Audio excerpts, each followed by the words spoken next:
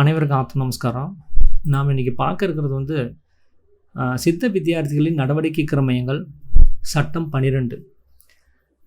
சித்த வித்தையை பெற்றவர்கள் தாமாகவே 2 ஆயுதங்களை உண்டாக்க வேண்டியதாகும்.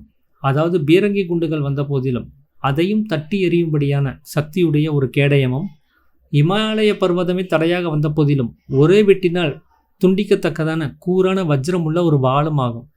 அதாவது தீரதை துணிவு அப்படிங்கிற கேடயமும், சமா அப்படிங்கிற பொறுமை என்ற வாளும் இங்கே ரொம்ப முக்கியங்கிறாரு. இப்போ தீரதைனா உத்தேச காரியம் யாதொரு ஜீவிகளுக்கும் யாதொரு உபத்திரவும் கொடுக்காமல் நிறைவேற்றுவதில் நமக்கு மிக்க கடினமான உபத்திரவங்களை கொண்டு இடையூறு ஏற்பட்டால் அதை பொருட்படுத்தாமல் இருப்பது அப்படிங்கிறாரு. அப்போ அதுதான் அந்த தீரதை அப்படிங்கிற அந்த துணிவுனால் கிடைக்கக்கூடிய ஒரு கேடயத்தினுடைய ஒரு பலன். அதுக்கு ஒரு உதாரணமாக அவர் சொல்கிறாரு. ராமதாசன் என்பவருடைய வீட்டிற்கு கிருஷ்ணதாசன் என்பவர் போக வேண்டும். அதன் நிமித்தம் யாதொருவருக்கும் யாதொரு தோஷமும் இல்லை. இருப்பினும் ராமதாசன் கிருஷ்ணதாசனும் தம்முள் ஸ்நேகப்பான்மையாக இருக்கக்கூடாது என்று சமீபத்தில் உள்ளவர்களுக்கு கெட்ட எண்ணம் உண்டாகவும், கிருஷ்ணதாசன் ராமதாசனுடைய வீட்டிற்கு போகும் பொழுது அயல்வாசிகள் மேற்கூறிய கெட்ட எண்ணத்தினால் கிருஷ்ணதாசனை பிடித்து தள்ளவும் அடிக்கவும் செய்கிறார்கள். அதற்கு பதிலாக தள்ளவோ அடிக்கவோ செய்யாமல் தள்ளிய போது பின் சென்ற காலை ராமதாசனுடைய வீட்டிற்கு போவதற்கு முன்னெடுத்து வைப்பதல்லாமல் அவனுடைய சொந்த மனதால் காலை பின்னால் எடுத்து வைக்கக்கூடாது. அதுதான் துணிவு என்ற கேடயத்தினால் உள்ள பலன். அச்சமயத்தில் நிகழ்ந்த தள்ளுக்கும் அடிக்கும் யாதொரு வியாகுலமும், அதாவது வருத்தமும் பரிபவமும், அதாவது விரோதமும் அல்லாமல் மகிழ்ச்சியுடன் அனுபவிப்பதே பொறுமை என்ற வாளினால் உள்ள பலன் அப்படிங்கிறாரு. அப்போ இங்கே 2 ஆயுதங்களை தாமாகவே உண்டு பண்ணணும்னு சொல்கிறாரு. இந்த ஆயுதத்தை கடவுள் நமக்கு கொடுக்கல, நம்ம பிறக்கும் போதே நம்ம கூட இல்லை, இருந்தாலும் நாமளே உண்டாக்கணும் அப்படிங்கிறத அவர் சொல்கிறாரு. அது என்ன அந்த 2 ஆயுதம் அப்படின்னா, எவ்வளோ பெரிய தடை உண்டாலும் நமக்கு அந்த காரியம் எடுத்து வச்சு செய்கிறதுக்கு எது வேணாலும் இங்கே பிரச்சனையாக இருக்கட்டும், ஆனால் நம்ம அதை அந்த துணிவோட அதை நம்ம அணுகணும், அந்த வேலையை செய்யணும் அப்படிங்கிறத சொல்கிறாரு. அதனால் எப்படிப்பட்ட கஷ்ட நஷ்டங்கள் உண்டானாலும் பரவாயில்ல, அதை நம்ம பொறுத்து போகணும். அதுதான் அந்த வாளினுடைய ஒரு பலன் அப்படின்னு சொல்கிறாரு. இங்கே ஒரு உதாரணம் அவர் சொல்கிறது என்னென்னா, ராமதாசன் கிருஷ்ணதாசன் 2 பேர் இருக்காங்க. அந்த தாசனை விட்டுருவோம். ராமன் கிருஷ்ணன் அப்படின்னு 2 பேர் இருக்கிறாங்க. அவங்க 2 பேரும் ரொம்பவும் ஃப்ரெண்ட்ஸுங்க. அவங்க 2 பேரும் ஃப்ரெண்ட்லியாக பழகிறது மற்றவங்களுக்கு எந்த பிரச்சனையும் இல்லை தான்.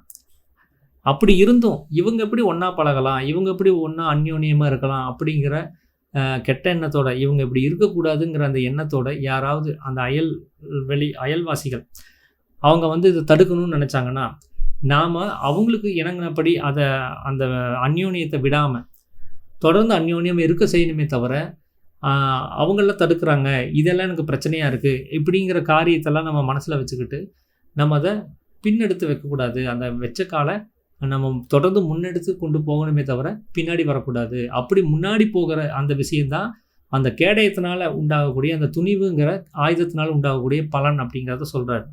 அந்த சமயத்தில் அவங்க அடிப்பாங்க, உதைப்பாங்க, தள்ளுவாங்க, எல்லாமே நடக்கும். இருந்தாலும் அது எல்லாத்தையும் யோசிக்காமல் அதை மகிழ்ச்சியோடு அதை ஏற்றுக்கிறாங்க. பார்த்தீங்களா, அந்த அனுபவிக்கிற ஒரு விஷயம் அதுதான் பொறுமைங்கிற வாளினால் உண்டாகக்கூடிய பலன் அப்படிங்கிறத அவர் சொல்கிறார். அப்போ இந்த 2 ஆயுதத்தையும் எப்படி பயன்படுத்தணுங்கிறதையும் சொல்கிறார். கேடயத்தை எப்படி பயன்படுத்தணும், நம்ம எப்படிப்பட்ட தடை வந்தாலும் அந்த வேலையை தொடர்ந்து செஞ்சுக்கிட்டே இருக்கணும். வாளை எப்படி பயன்படுத்தணும் அப்படின்னு சொல்கிறாரு.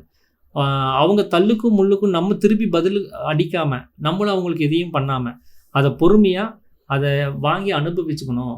அதை நான் சந்தோஷத்தோடு அனுபவிக்கணும். ஆனால் நமக்கு வேண்டியது என்ன, அந்த உத்தேசத்த காரியம், நம்ம ஃப்ரெண்ட்லியாக அந்யோன்யமாக இருக்கணுங்கிற அந்த காரியம் அது தொடர்ந்து நடக்கிறதுக்கான வழிவகைகள் நாம் செய்யணும். எத்தனை பேர் எப்படி தடுத்தாலும் சரி அப்படிங்கிறத சொல்கிறாரு. இதை இந்த ராமதாசன் கிருஷ்ணதாசனுடைய நட்புக்கு மட்டும் கிடையாது. இப்போ நீங்கள் ரூல்ஸில் இருக்கீங்க, அதுக்கு வீட்டில் தடை இருக்கலாம், அலுவலகத்தில் தடை இருக்கலாம், எப்படி வேணாலும் நமக்கு தடைகள் உண்டாகலாம். ஏன் நம்மளுடைய மனமே கூட ஒரு சில விஷயங்களில் அபிப்பிராய நிமித்தம் இது நமக்கு ஒத்து வராது, இது நமக்கு ஒத்து வரும்னு சொல்லி அந்த விருப்பு காமிக்கலாம். இருந்தாலும் நம்ம இதெல்லாத்தையும் அந்நியமாக நினச்சிக்கிட்டு நமக்கு தேவை என்ன, இதை தொடர்ந்து செய்யணும். அந்த வேலையை நம்ம தொடர்ந்து செய்கிறதுக்கான ஒரு முயற்சியிலே இருக்கணும். அதுதான் அந்த துணிவு. அதனால் உண்டாகக்கூடிய கஷ்ட நஷ்டங்களையும் தள்ளுக்கும் அந்த அடிக்கும் நம்ம அதை பற்றி கவலைப்படாமல், அதனால் உண்டாகக்கூடிய எப்படிப்பட்ட ஒரு உபத்திரவம் நேர்ந்தாலும் அதை சகிச்சுக்கிட்டு சந்தோஷத்தோட நம்ம பொறுமையாக இருக்கணும். அதுதான் அந்த வாளினால் உள்ள பலன் அப்படிங்கிறத அவர் சொல்கிறார். இதுதான் இன்றைக்கி உங்களோட பகிர்ந்துக்கணும் அப்படின்னு சொல்லி நான் நினச்சது. அனைவருக்கும் நமஸ்காரம்.